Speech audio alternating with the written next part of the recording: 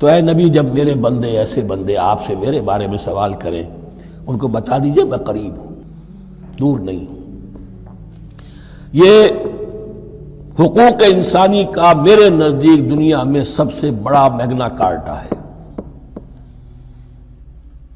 اللہ اور بندے کے درمیان کوئی فصل نہیں ہے، فصل اگر ہے تو تمہاری اپنی خباثت ہے، اگر تمہاری نیت میں فساد ہے، حرام خوری تو کرنی ہی کرنی ہے، تو اب کس منہ سے اللہ سے دعا کرو گے؟ پھر جاؤ گے کسی پیر کے پاس، آپ دعا کر دیجئے، یہ نذرانہ حاضر ہے؟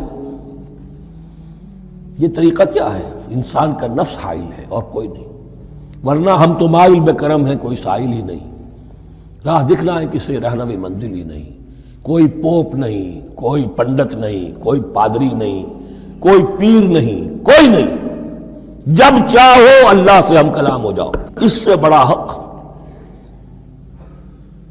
کیوں خالق و مخلوق میں حائل رہے پردے؟ پیران کلیسا کو کلیسا سے اٹھا دو، میرا ہر بندہ جب چاہے جہاں چاہے مجھ سے ہم کلام ہو جائے۔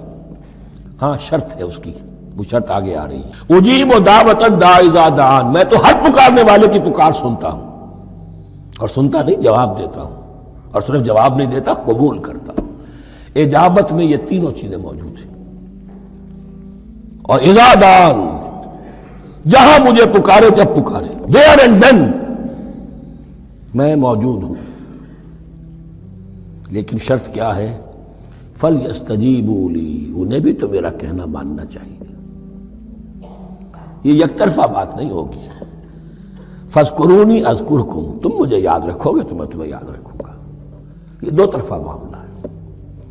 تم شکر کرو گے میں تمہاری قدردانی کروں گا، تم میری طرف چل کر آؤ گے میں بھاگ کر آؤں گا، تم بارش برآؤ گے میں ہاتھ بڑھاؤں گا، لیکن تم رخ موڑ لو گے ہم بھی رخ موڑ لیں گے۔ ہماری تو غرض نہیں ہے، غرض ہے تو تمہاری، تم رجوع کرو گے ہم بھی رجوع کر لیں گے، تم توبہ کرو گے ہم اپنی نظر کرم پھر تمہاری طرف متوجہ کر دیں گے۔ لیکن ہر چیز ان تنصروا اللہ ینصرکم، اللہ کی مدد کرو گے تو اللہ تمہاری مدد کرے گا۔